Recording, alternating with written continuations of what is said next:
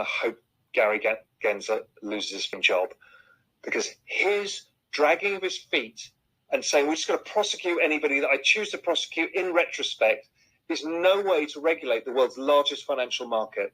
It's irresponsible. It's not fair on individuals. It's not fair to shut people out. What they did with XRP, suddenly decided in retrospect, we're going to basically shut them out of the US system. There's a bunch of retail investors who are holding it. They're forced out, or they're forced not to be able to trade their tokens. It's inexcusable. You need to create better guidelines for people. And it needs to be reasonable regulation. You need to listen to the industry and not shut them out and claim that you know what you're doing for your own self-interest of your job. So that's my Gary Gensler rant.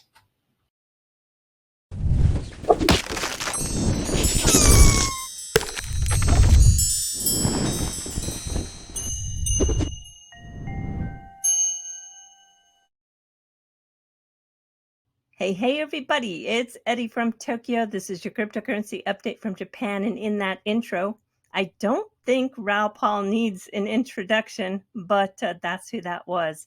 He is one of the co-founders of Real Vision. And I was listening to one of his Real Vision crypto AMAs. I have an additional clip for you of this video where he talks again about XRP.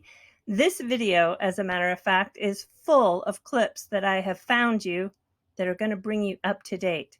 All right, everybody, let's go. Here we go. Same old question every time. Jamel, welcome. Question, thoughts on XRP? I've said this a gazillion times. XRP has a real use case. It is being used as a protocol. Retailer held back because of the stupid SEC regulation and ruling that we're waiting for. I think there's a gap risk higher if they get the ruling. There's no gap risk lower as much. There should be some speculation. But it's being used, and a chain that's being used for money transmission is a chain that has Metcalfe's law. So I have no issue with it. I own a small part. So Raoul Pal does own a small part of XRP. All right, we're going to move now to Representative Maxine Waters, and she is being asked about the donations that her party received, and would she recommend to return it? I wonder if there was an oversight and regulation of him and his firm because he was such an important donor to your party. Well, what we understand about the election systems in this country is there are rules to giving donations.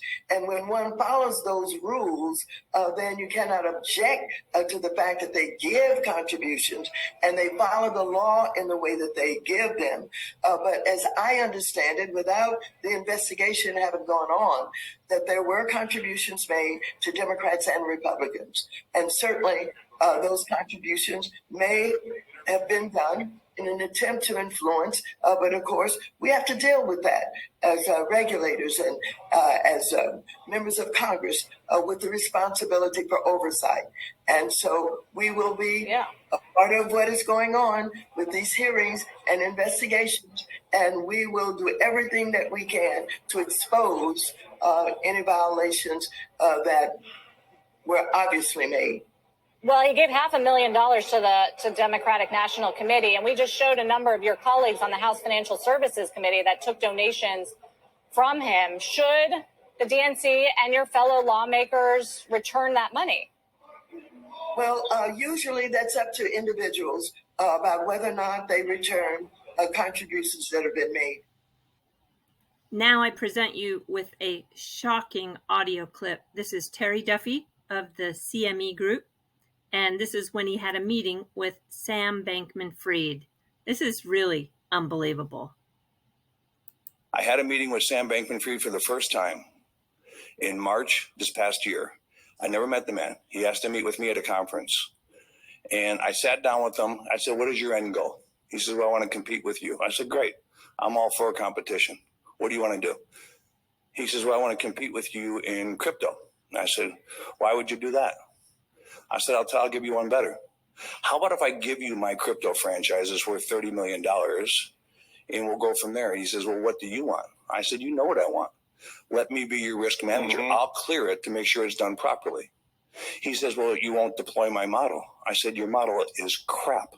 Why would I deploy a model that's going to introduce risk to the system? Of course, I'm not going to deploy your model. He turned me down, flat out turned me down. And that's right away I said to him, I said, you know what, you're a fraud. You're an absolute fraud. You're supposedly worth $26 billion and you're an altruist. And I said, if you're an altruist at $26 billion, how come there's not a $10 billion donation going to somebody right this moment in time? How about a $15 billion donation? I said, you know what? I said, my net worth doesn't start with any B's. I'll give you 3 to 1 that I have more money than you. I said, I'll tell you what, I'll give you 4 to 1. I got more money in my right pocket than your net worth. I said, you're a fraud, and I'm going to make sure that we get this out there. And that was it. So we went to Congress. I testified, and I've been to Congress 25 years. I've never seen a Washington, D.C. like I saw that time, from the regulators to the members of Congress singing hymns that I never heard before. Mm-hmm. And I got berated in a congressional hearing, but I would not back off. I said that you could lose 85 to 90% of your value overnight. And I said, he will not commit to keeping this just to crypto. I said, the reason is because he wants to deploy it across all asset classes. I said, that is a biblical disaster if you people allow this to happen. Well, I didn't know how right I was going to be in a short period of time because he lost 85% of his FTT tokens in literally one day. So the point being is we went through this whole thing, and then I worked back with the agency, and I said they wanted to approve it for just crypto. I said, well, that would be lovely, except that'd be an arbitrary decision to approve a regulatory change for one asset class. And they argued with me, said, no, it's not. We have the ability to do it. I said, well, we're going to have an argument here because I will sue. And so we'll sue the agency over this because we think it's wrong. And I met with every agricultural producer in this country, and I explained to them exactly if their asset class went under this type of model, what could happen to their hedges at 11 o'clock on a Saturday night when they're unbeknownst to what's going on, when they're being auto-liquidated and they think their crops are hedged. I said, this is the most detrimental thing I've ever seen in my entire life. So I'm upset by this, but I'm a measured upset. Mm-hmm. I'm a very measured upset because nobody else was calling BS on these clowns but me. My friends at the Intercontinental Exchange are the only other exchange that said, we do not like this as well. Everybody else wanted to talk about the innovation. Attorney John Deaton asked just a few hours ago for the sleuths to find any and all videos, speeches, etc., involving Sam Bankman-Fried or anyone associated with FTX, including paid spokespersons who made comments about working with or meeting with the SEC, and then tag himself and Crypto Law US, and they'll add it to the Crypto Law video library. Let me show you what I found. I do want to add that the original audio on this video is poor. There were some sharp zaps and I can't remove them. So please bear with me because it's worth watching. You've seen a lot of sort of like flame throwing between the industry and regulators in a not super productive way historically, that, you know, leaves both with a bad taste in their mouth and doesn't ultimately resolve the question of, you know, what is going to happen. And you need you need people to cooperate, right? You need people to like work together and say, all right, here's the important things for industry.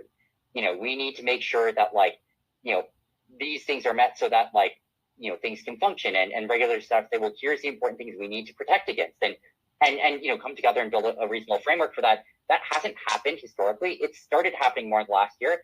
And I think frankly, yeah, a lot of that falls on us. Like, whether or not you would say FTX is the party a priori that should be doing this, no one else was. And so, you know, I've spent half my last year talking with policymakers and regulators and, you know, legislators about crypto regulation and policy and what we should do, and sort of build out collaboratively with them, like some pretty specific, you know, proposals for how it could work. And like, basically for a lot of sort of like weird specific reasons, I think like the CFTC taking markets oversight of a lot of this is the cleanest answer.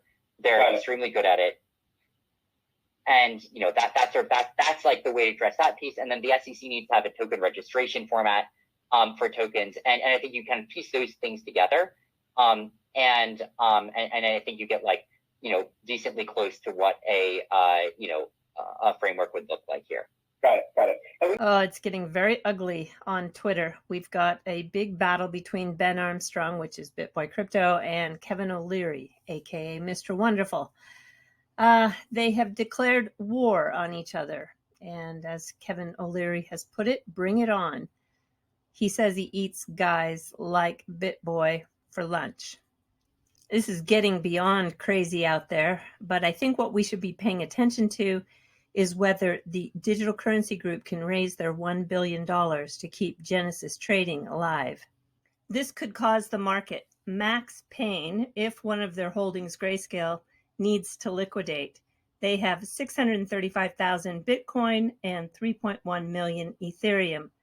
The impact that it would have on the market in terms of price is just unthinkable. Before I close out this video, I want to make one important point. When XRP achieves optimal liquidity to bridge massive amounts of remittances, have you ever given thought to that the same single digital asset of XRP can be used oodles of times in a 24-hour period? There is no straight line, for example, to the size of the remittance market to the circulating supply of XRP. You need to keep your eye on all the use cases. Thank you, Hodl Monkey, for the XRP oodles of time image. That is perfect. All right, everybody, we're jumping to the fluff. I'm going to show you something that's kind of fun here. This is 150 years starting in 1872, and you'll see the actual rails and the lines where they have been built out and how they just become this spider web of transportation that is truly the best in the world. Let me show you Shibuya. One of the marvels of the Tokyo trains is the metro. This is what is underground. It's a labyrinth of lines. The top line that you see here is the Ginza line. It was originally built in 1938, with the lowest line being the Futoshi line, and that was completed in 2008. But this is just an elevation of the Tokyo Underground at the Shibuya station. Tokyo has 9 lines underground, which make up the 180 stations. Shibuya, which has 3 million users a day, and it's not the busiest. And to get a comparison, the New York City busiest subway station is Times Square. It has just 307,000. There are some really beautiful stations. This is an example of one. Many of them are a city under a city. It's one of the reasons why also people love to live in Tokyo. But if you do the train system, realize you got to be in good shape, because many times you're going to encounter stairs going up and going down. All right, everybody, do take care. Sayonara for now. Bye-bye.